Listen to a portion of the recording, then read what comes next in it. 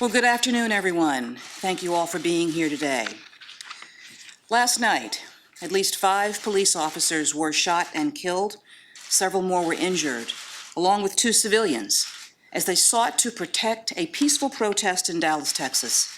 Our thoughts and our prayers and condolences go out to the families of those who have lost loved ones. The Department of Justice, including the FBI, ATF, the U.S. Marshals Service, and the U.S. Attorney's Office on the scene, is working closely with our state and local counterparts, and we intend to provide any assistance that we can to investigate this attack and also to help heal a community that has been severely shaken and deeply scarred by an unfathomable tragedy. This is an unfolding situation. We'll be providing additional information when it is available and appropriate. But more so, this has been a week of profound grief and heartbreaking loss. The peaceful protest that was planned in Dallas last night was organized in response to the tragic deaths of Alton Sterling in Louisiana and Philando Castile in Minnesota.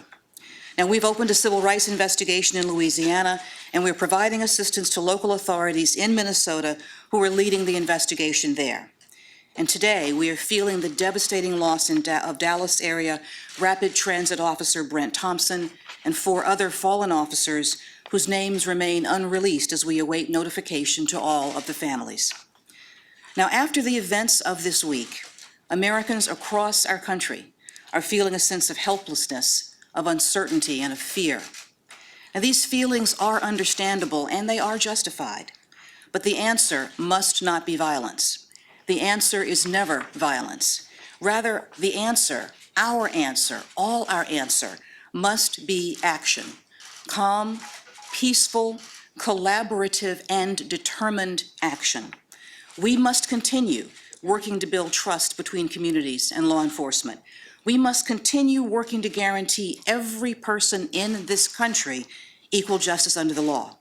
And we must take a hard look at the ease with which wrongdoers can get their hands on deadly weapons and the frequency with which they use them.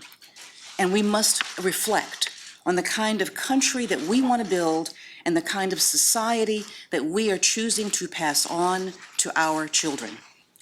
And above all, we must reject the easy impulses of bitterness and rancor and embrace the difficult work, but the important work, the vital work of finding a path forward together. And above everything, we must remind ourselves that we're all Americans, and that as Americans, we share not just a common land, but a common life, not just common goals, but a common heart and soul. And those we've lost this week have come from different backgrounds, different neighborhoods, but today they're mourned by officers, by residents, by family and friends, by men and women and children who loved them, who needed them, and who will miss them always. They are mourned by all of us. To the families of all who've lost their lives in this series of tragedies, we share your pain and your loss. To our brothers and sisters who wear the badge, I want you to know that I am deeply grateful for the difficult and dangerous work that you do every day to keep our streets safe and our nation secure. Our hearts are broken by this loss, and the Department of Justice will do all that we can to support you in the days ahead.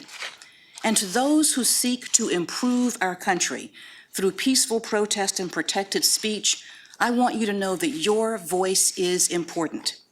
Do not be discouraged by those who would use your lawful actions as a cover for their heinous violence. We will continue to safeguard your constitutional rights and to work with you in the difficult mission of building a better nation and a brighter future. And to all Americans, I ask you, I implore you, do not let this week precipitate a new normal in this country. I ask you to turn to each other, not against each other, as we move forward. Let us support one another.